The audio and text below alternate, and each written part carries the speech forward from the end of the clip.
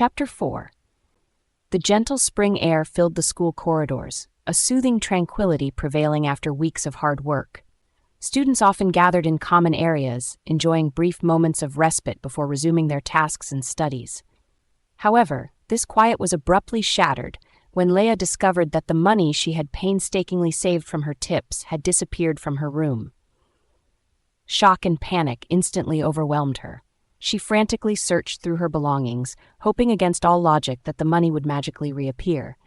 Her friends, alerted by the commotion, rushed in to find her, eyes red from tears, hands trembling with frustration.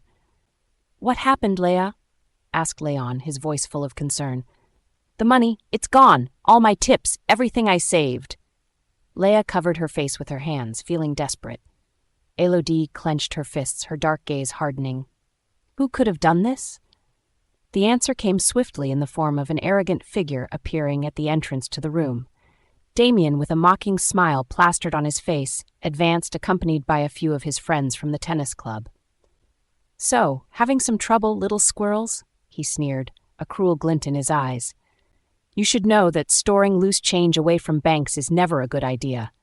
By the way, what you lost, Léa, is barely what I spent last weekend."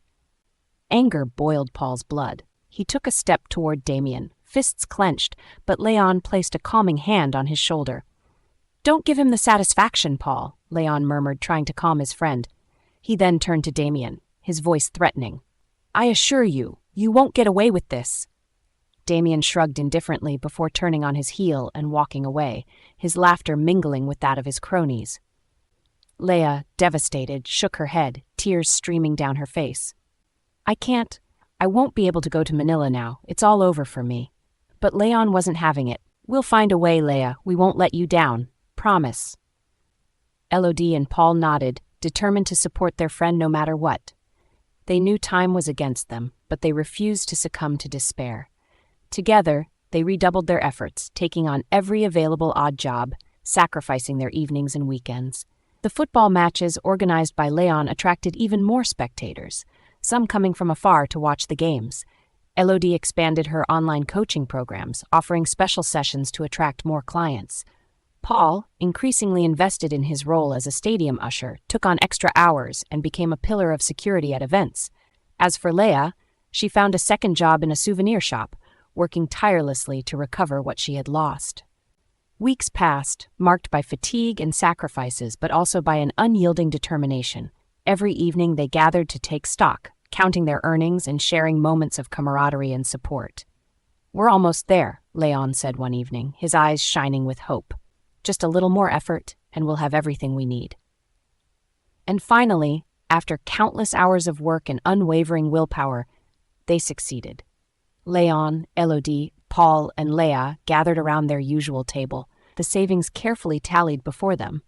"We have enough," Élodie announced, a victorious smile lighting up her face. "We can all go to Manila." Léa, her eyes wide with surprise and gratitude, felt a wave of emotion wash over her. I don't know how to thank you," she murmured, her voice trembling. "You don't need to thank us," Paul replied with a smile. "We're all in this together. And together, we're going to Manila." Their hearts were filled with a mix of relief and joy. They had achieved the impossible. Excitement reigned at the airport, announcements echoing as travelers hurried to their boarding gates. Léon, Élodie, Paul, and Léa stood in front of the check-in counter, their backpacks filled with dreams and hope.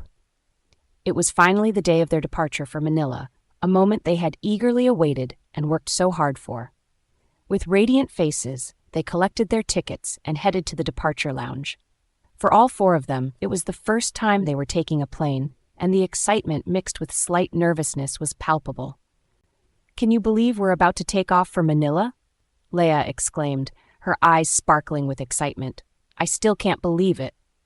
"Neither can I," Léon replied with a smile. "But we're finally here, thanks to our perseverance." They sat in the waiting area, enjoying these last moments of calm before the big journey. The adventures of the past year came back to their minds, every challenge met and every victory won, blending into their memories. Léa, still moved by her friend's generosity, smiled at them with gratitude. "Without you, I would never have been able to continue. You're my family now." The moment of boarding finally arrived. They stood up, picking up their bags and moving towards the boarding gate. The excitement grew with every step, their hearts beating in unison with their dreams. In the plane, they began looking for their seats. Léon expected to sit with Paul, leaving the girls together for the long flight. "I'll sit here, next to Elodie," said Paul, indicating the seats. Léon looked puzzled. Paul added, a mysterious smile on his lips, "Léon, it's time for you to grow up and understand some things.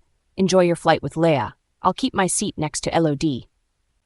Léon, surprised, looked at Paul, then at Elodie, before turning to Léa. She smiled timidly at him, and he suddenly felt nervous. Okay," he stammered, moving to the seat next to Léa by the window.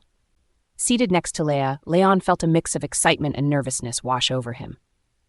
As the plane began to taxi down the runway, he glanced one last time at his friends. Paul and Elodie were already deep in conversation, their heads close together.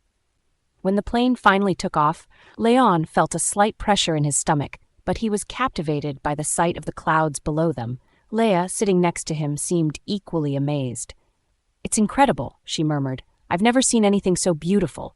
"I'm really happy we're all together for this trip," he said finally, turning to Léa. "Thank you for being here." Léa smiled warmly at him. "Thank you, Léon. Without you, I wouldn't have my place on board." Léon nodded, his thoughts drifting to the journey they had undertaken. He realized that his friends from Palmaru had become his new family.